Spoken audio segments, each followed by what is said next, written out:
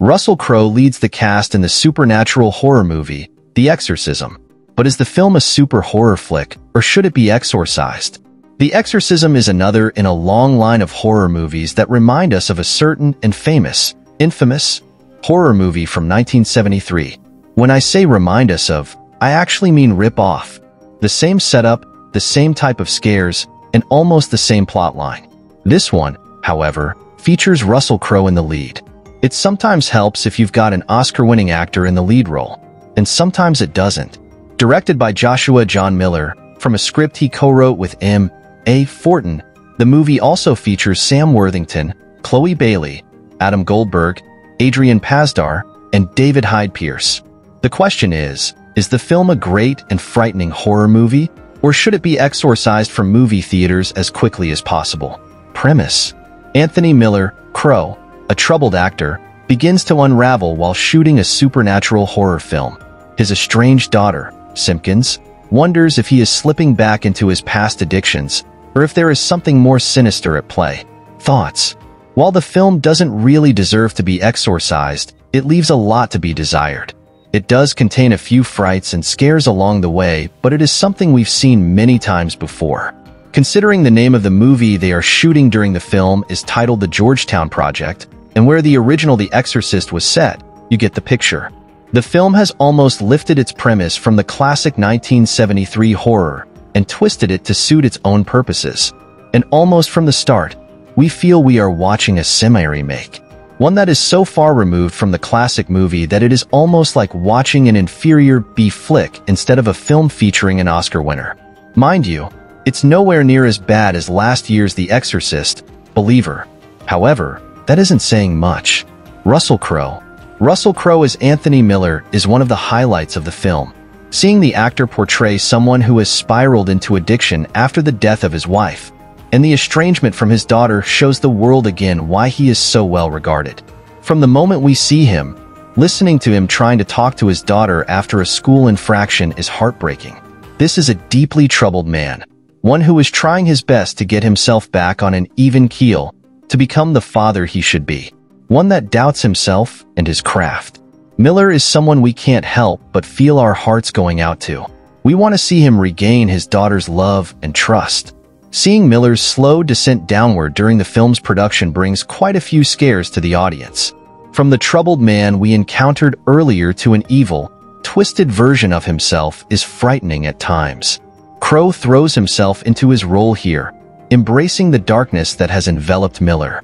There are some scenes where the audience will genuinely feel fear of him. By the climax, we think we know how it will end for him. But are we right or mistaken? That's for the audience to find out. Crowe is a superb actor, and he gives his role and performance everything he's got here. It's just a shame he has to work with a script that doesn't do him justice.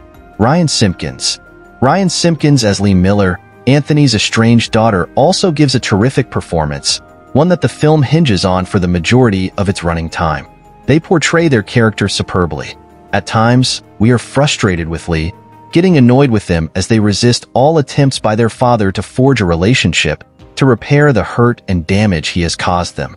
However, during the course of the film, they will go on a journey through their emotions, from starting a relationship with Blake Holloway, Chloe Bailey, also superb, through their terror and heartbreak at their father's plight, to courage and resistance by the climax.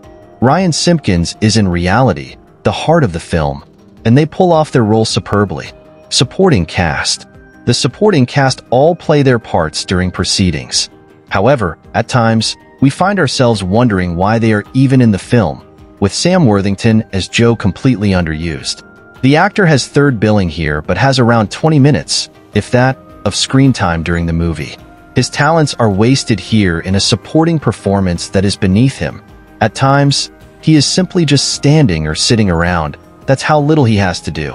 Worthington deserves better, as does Samantha Mathis as Jennifer Simon. She appears briefly then is absent for most of the film afterwards. It can be argued that this is Russell Crowe/Ryan Simpkins' show, but that doesn't excuse the fact that both she and Worthington are so underused here that it's amazing to think both are supposed to be vital parts of the film. If they are, then the writers have failed miserably. Adam Goldberg. Adam Goldberg portrays the director of the Georgetown Project movie being made. From the very start, we just want to stand up, walk up to him, and punch him until we knock him on his backside. His character of Peter is one that makes us mad at times. Peter is the typical director, demeaning his star, verbally abusing him, and even bringing up his past indiscretions blatantly. One could argue that directors do this to their stars to motivate them, and to get the reaction they want from them in certain scenes. Thank God we are not part of this world, or some of us would end up in jail. Goldberg is nasty, slimy, and completely unlikable in a terrific performance. Instead of the demon that inhabits the film, we can believe that Peter himself is the villain of the movie, just by being himself. David Hyde Pierce. David Hyde Pierce as Father Connor plays the Max von Sydow role as the priest who must step in at the last minute in an attempt to force the demon out. To be honest, he does a wonderful job. He is likable, earnest, and totally believable in his role. But he, like the rest of the cast, is shackled by what he has to work with. Everyone is let down by a script that takes the horror tropes we know and love, if that's the right word, and uses them time and again. The characterization on offer here is severely lacking, but the actor does what he can with a token role. The scenes when he and Crow are on screen together are wonderful, but they are very few and far between until we reach the climax. Again, when we reach the finale, we can see what is liable to happen. We can guess at the outcome, and that is a letdown for everyone concerned. We feel genuine concern for Father Connor, hoping that he goes into battle against the demon and to emerge on the other side unscathed. David Hyde Pierce injects some warmth into his role, showing once more that he is more than Niles from Frasier. He is a genuine actor who is dedicated to his craft. Given a better script and more meat for his character, the actor would steal the show. Sadly, he is limited to here and there appearances until the climax. And his character is just the token priest that we have seen many times before in other movies. Verdict. While not being a bad film, The Exorcism leaves a lot to be desired. What we see here, we have seen over and over in films either better or worse. Taking the principal storyline of The Exorcist and retconning it for its own purpose shows how little imagination has gone into the project. Throw in a half-baked plotline of Anthony having a backstory related to abuse at the hands of the church when he was a youngster, and not following it through is just plain lazy. Interesting plot threads that could have made the film stand out are offered and then abandoned. As for the ending, your guess is as good as mine about what happens at the end credits. If you know the answer, please let me know, as it isn't made clear about the fate of certain characters. Deep inside the film is a better one crying to be let out. If the plot threads had been allowed to play out and to be confronted and tied up, then the film could have been a worthy horror movie that we could all sit and enjoy. I'm not saying it should have all been tied up neatly by the end, but it may have helped. Instead of a great and chilling horror movie, we get one that is half-baked and then allowed to go cold, almost literally. Cast performances aside, there is little here to recommend the film. We have seen it all before. Unoriginal, uneven, and over-reliant on jump scares, the film doesn't fully deserve to be exorcised, but it comes pretty close. Thanks for watching. Hit the comments and let us know.